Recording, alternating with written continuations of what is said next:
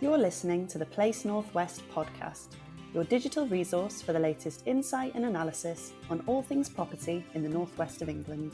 Listen when you want, where you want.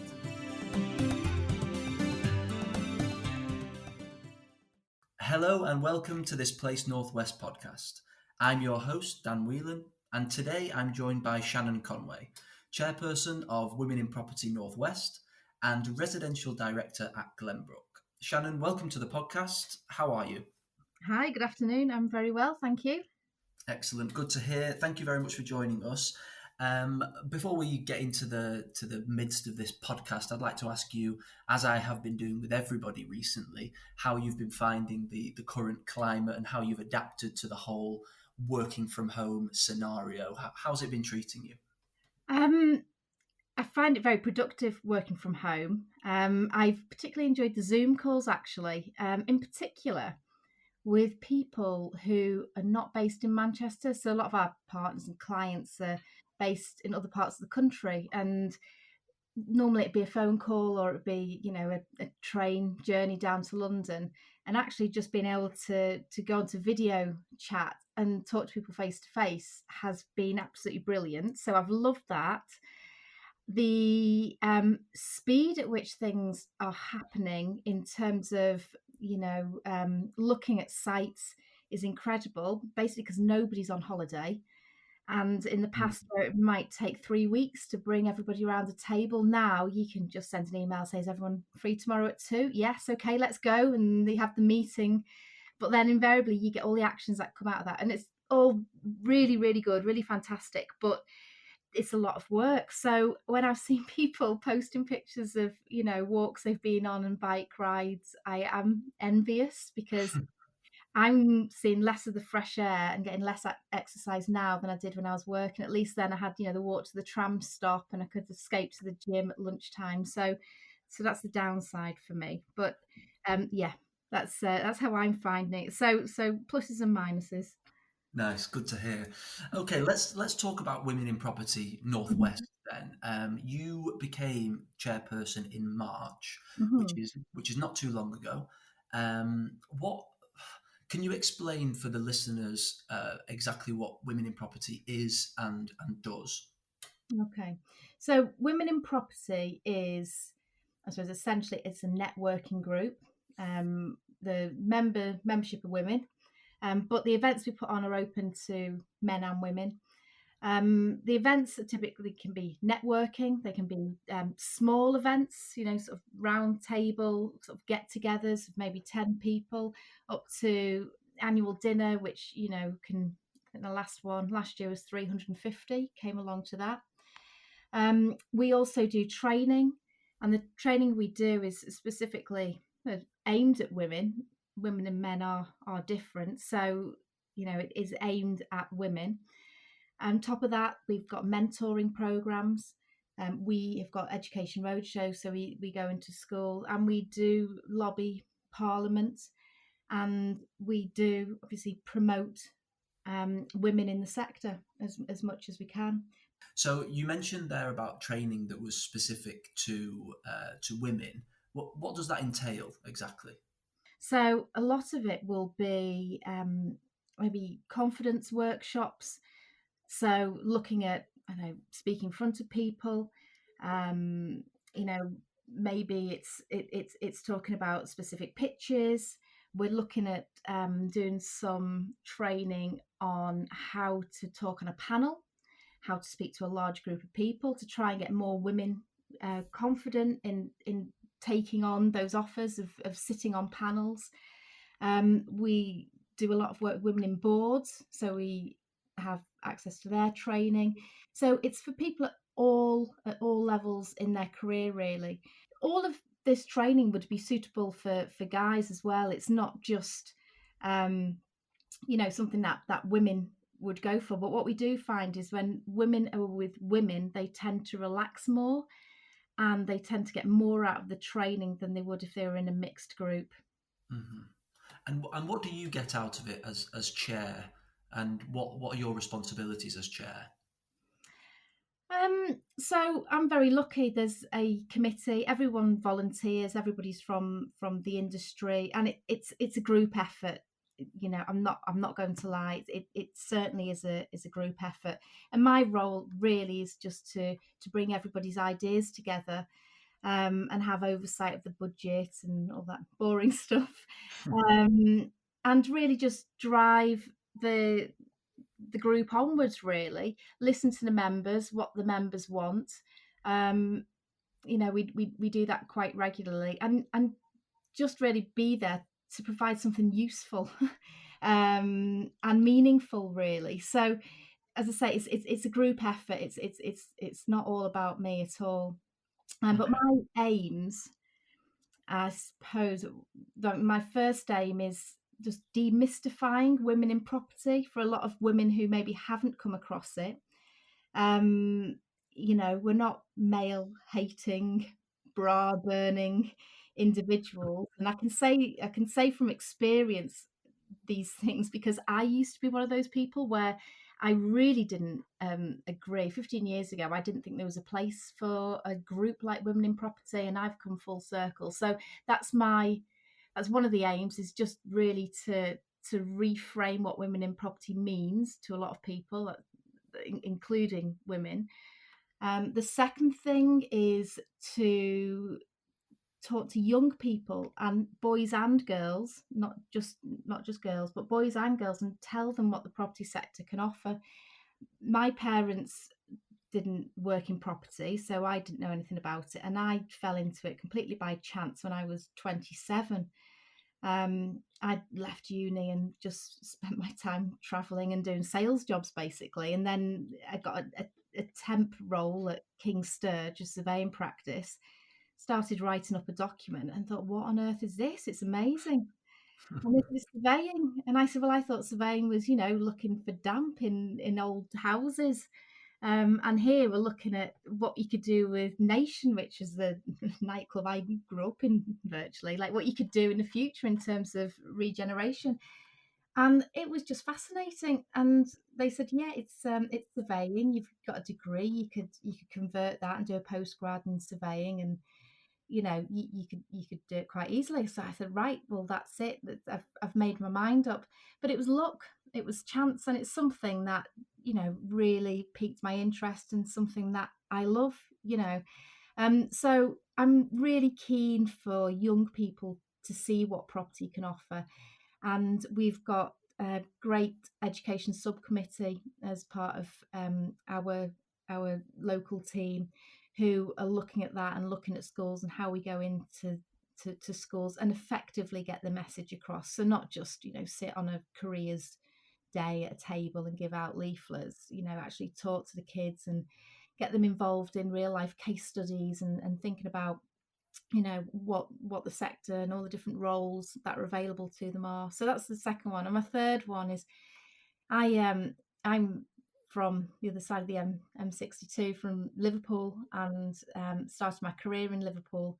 And Women in Property has most of the events going on around Manchester. So I really want to get Liverpool up and going and get some really good events and training sessions over in Liverpool. So just before this, we had 8 events planned in the diary, and we were going to announce them, and yeah, this happened. So we've had to put all that on hold, but certainly want to engage with people over in Merseyside, Wirral, Sefton. So they're my three main aims for this year.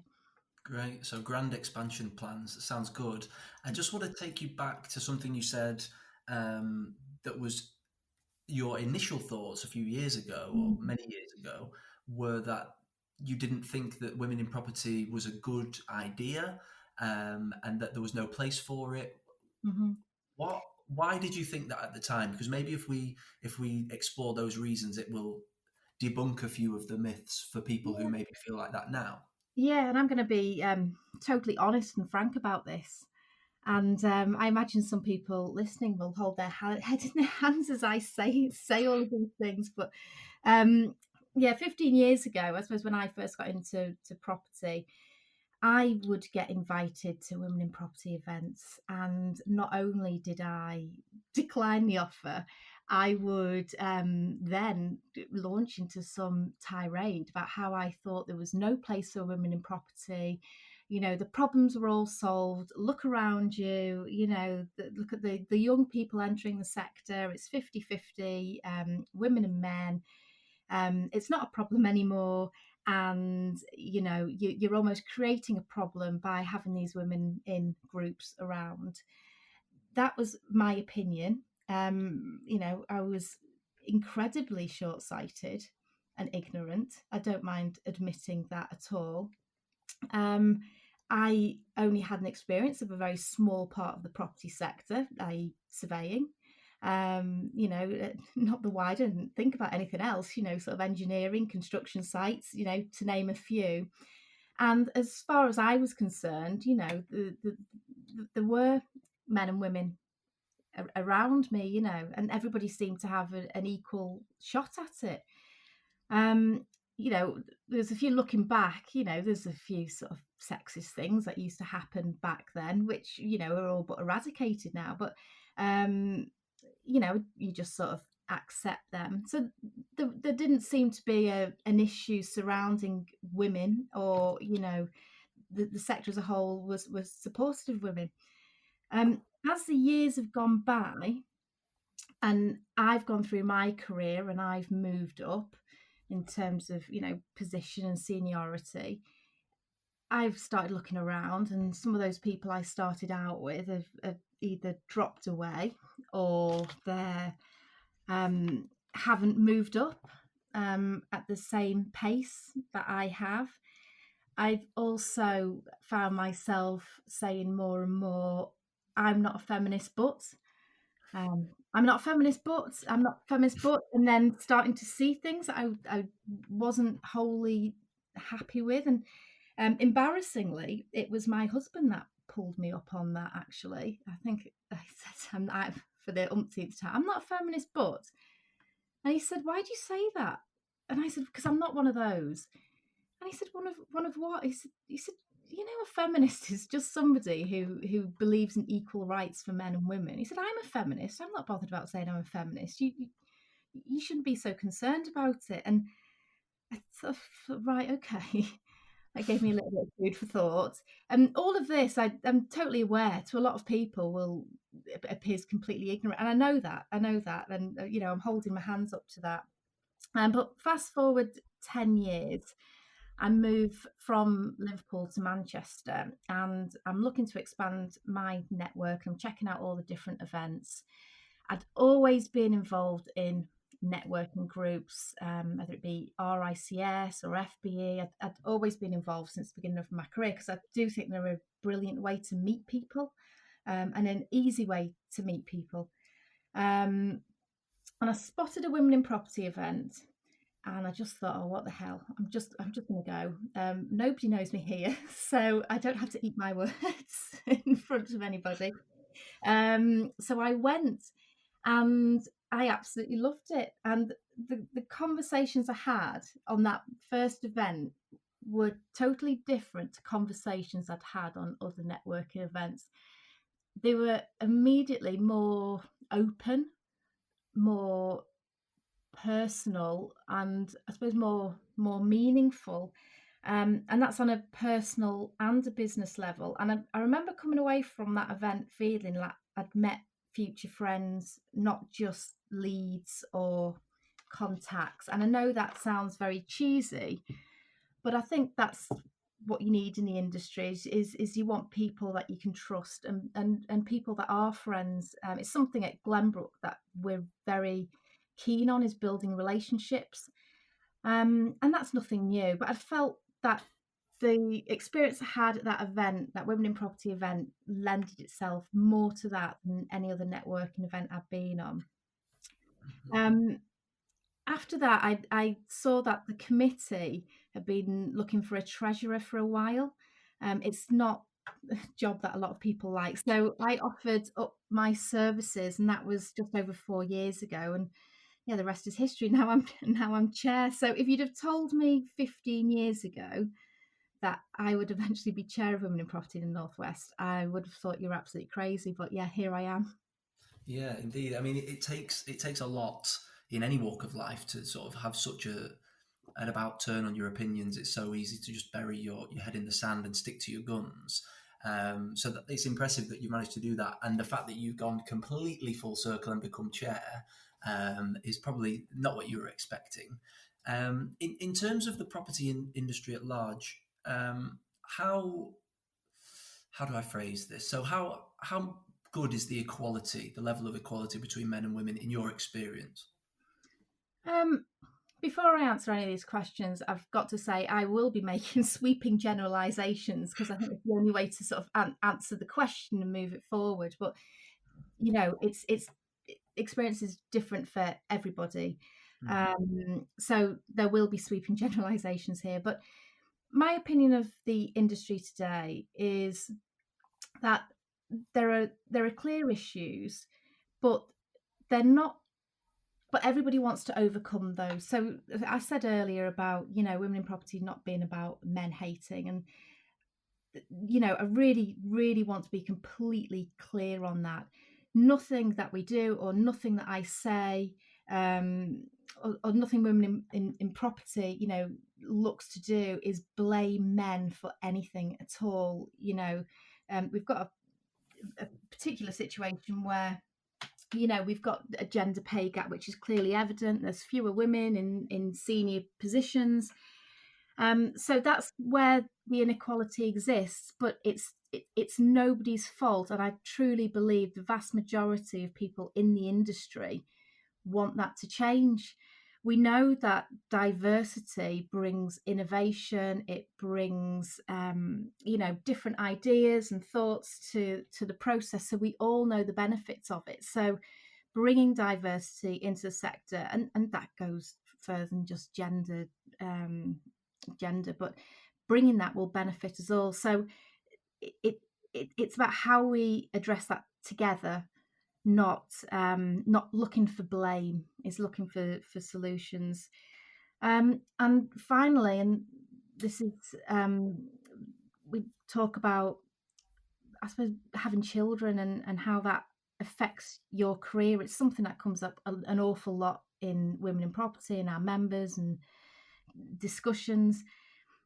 It's difficult when you get pregnant, the fear, the guilt, the absolute guilt that you feel telling your employer. And you can't help it, you feel incredibly guilty that you will be taking time out of the workplace. And you shouldn't, it's one of the most amazing things that can happen in your life, but you do feel that guilt. And then, that returning to work, and I suppose my personal experience has affected this. My husband and I took shared parental leave, and we were one of the first when I was at JLL because nobody really knew how to structure it. And from that shared parental leave, he enjoyed it so much. He's now full-time dad, which is incredible for me. I'm very, very lucky to be able to do my work and then come home and not have any housework to do. So I'm fully aware of that. Yeah, that sounds great. But it really, it just really highlighted to me going through that experience that shared parental leave is something that could be a game changer. A lot of guys came to me and were very, very interested to hear about the experience. Men want to spend time with their children as much as women do. The care responsibilities now, although typically they do fall on a woman, and like I say, this is generalization, it doesn't apply to me, as I said, but men are more and more taking on 50% of that responsibility.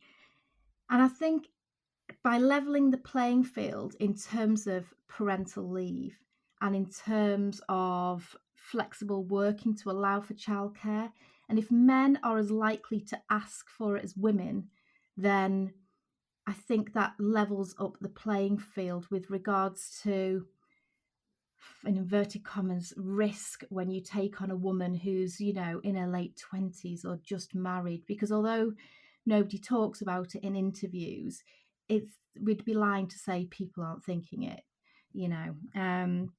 But if there's just as much risk as a guy taking that leave as there is a woman, I think that we would level up that playing field. So it's a few ideas that I've got. I'm not saying they're right. I know people would disagree with them.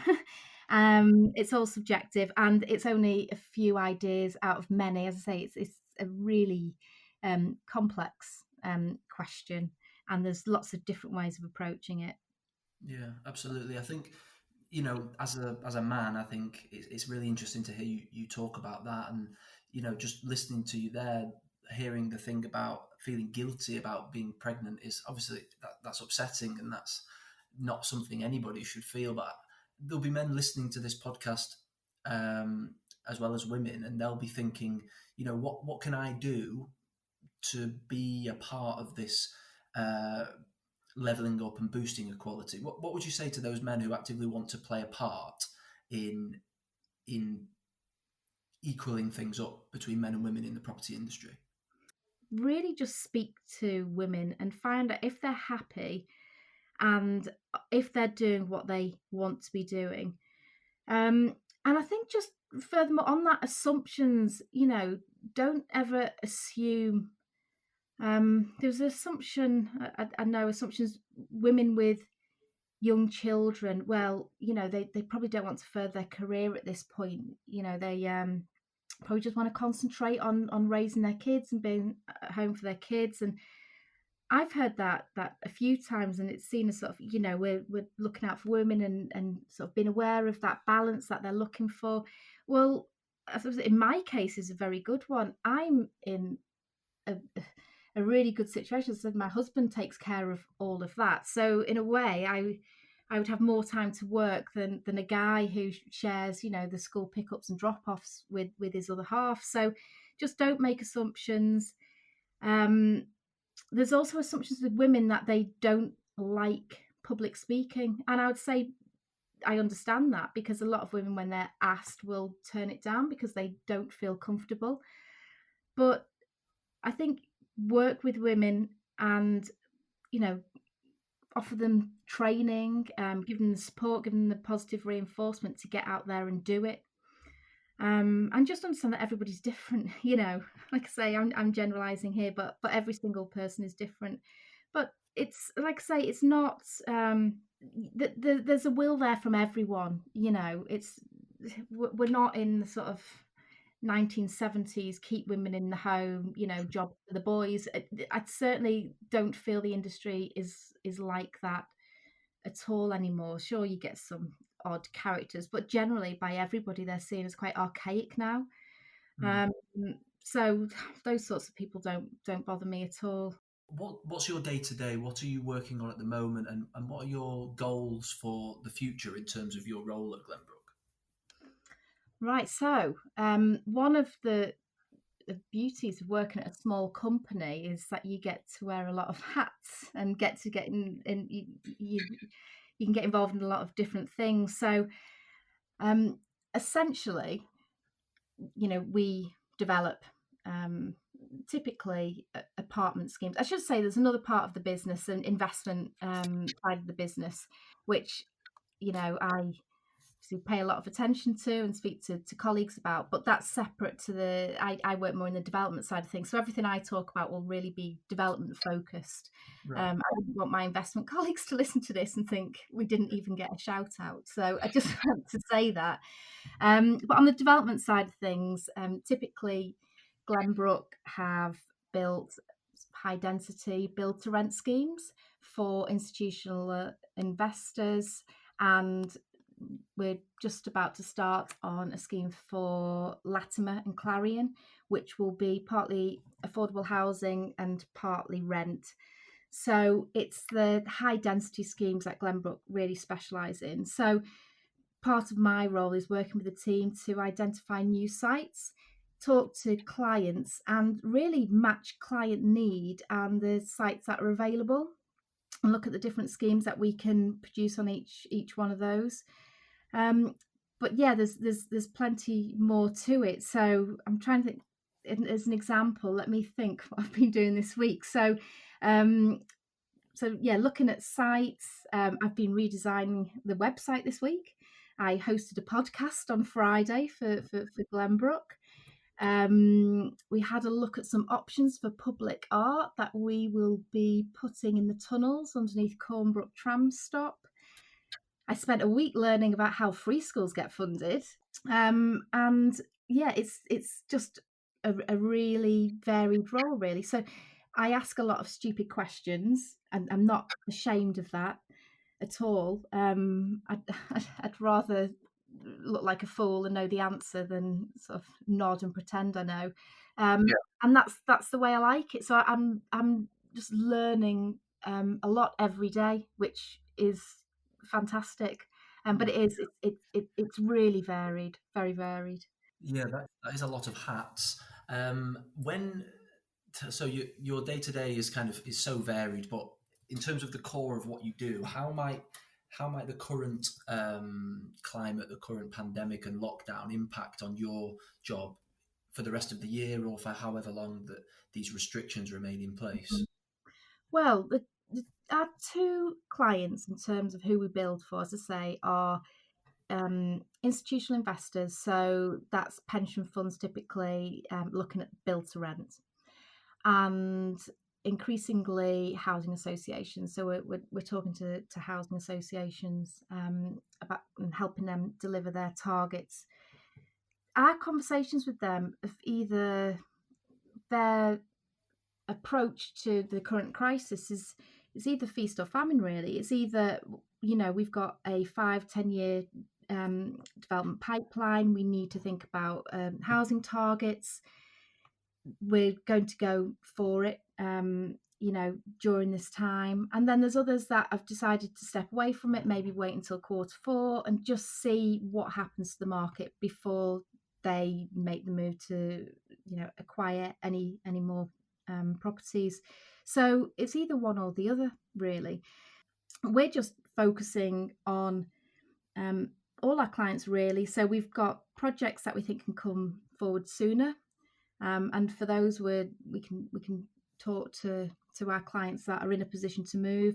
But then we also have land and sites that may not see the light of day for 5 years because it's going through certain planning processes, or being designed. So in that sense, it's not really changed that much.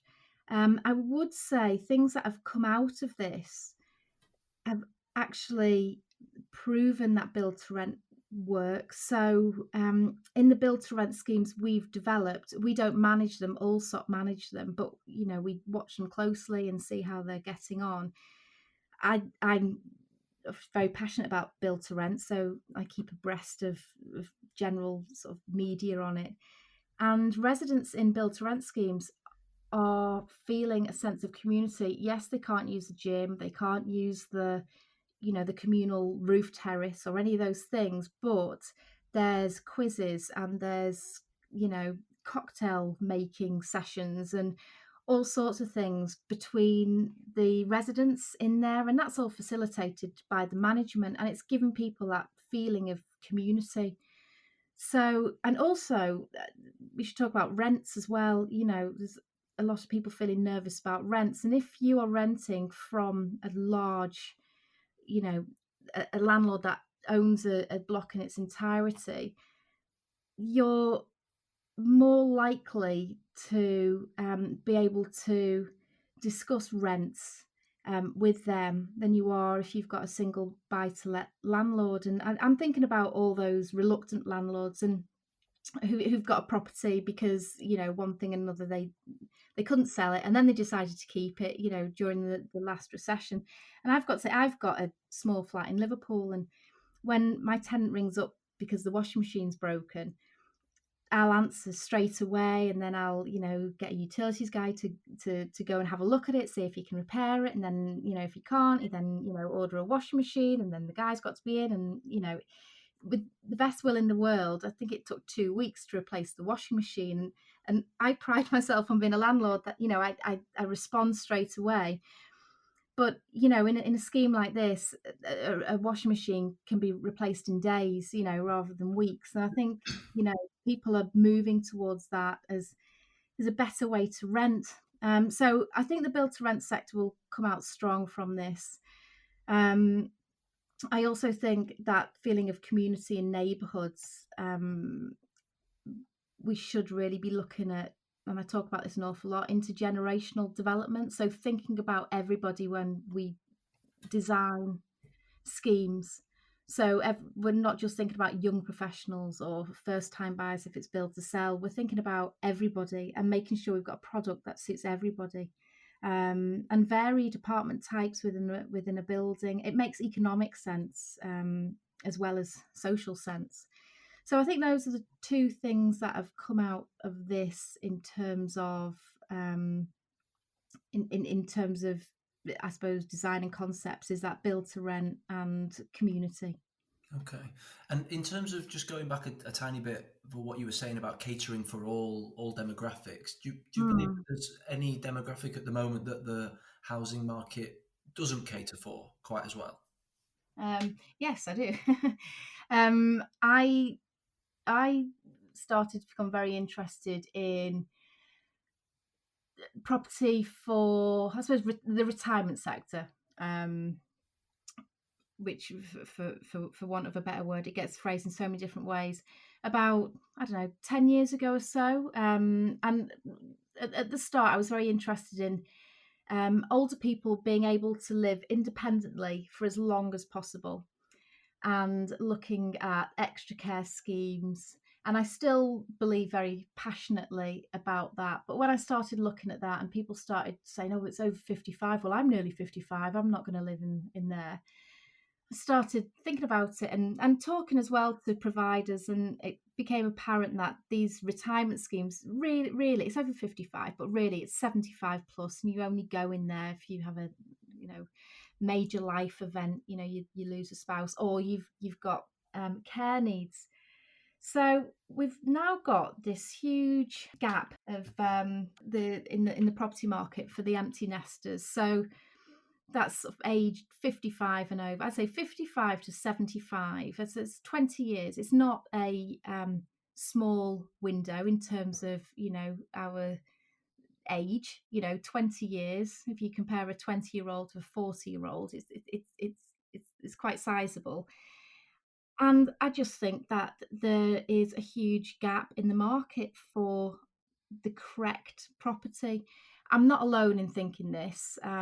Manchester School of Architecture brought out a really interesting paper, and it's called Right Sizing, not Downsizing. And it's talking about what empty nesters want. They want larger living areas and larger bedrooms. They don't need pokey little bedrooms, for kids to stay at. Actually, they want a larger one with an ensuite when the kids come and stay, with their family. And it was a very interesting questionnaire that was done, a report, and the people over 50, they were asked, would you like to move? And 57.3% of them said yes. I said, well, if you want to move, do you think you'd move in the next year? And 51.1% of them said yes. And then they went back to them, and the ones that had actually moved was 3.4%. So there is a need for appropriate sized housing or apartments, whatever it may be, for this age group. And like I say, it's 20 years. The other thing to say at the moment, I say this at the moment because a lot of us are having kids a lot later on in life. So in 20 years, most 55-year-olds are going to have a child still living at home. So it's very much of the moment. But at the moment as well, that baby boomer generation are more likely to have disposable income. So, from a commercial sense, I think if people aren't developing units for this part of the population, you're missing you're missing a trick, because the first time buyers are the ones who are scraping everything together, bank of mum and dad, and everything they can do to get on the ladder, whereas you've got a whole generation there who are ready to move, have got the money to do it, but there's nothing for them to buy. Absolutely. Shannon, thank you so much for joining us on the podcast. No problem, thank you. That's all for today's podcast. I've been your host, Dan Whelan, and my thanks go to today's guest, Shannon Conway, and to you, the listeners, for tuning in. I hope you'll join us next time for another Place Northwest podcast.